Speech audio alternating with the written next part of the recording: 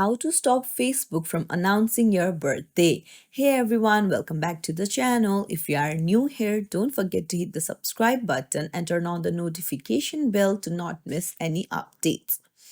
So you can keep your birthdays private for enhanced security, and I'll show you how to do it. So let's dive right in.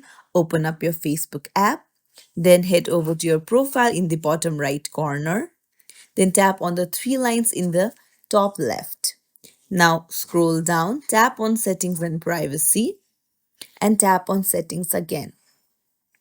So scroll down and under audience and visibility, tap on profile details.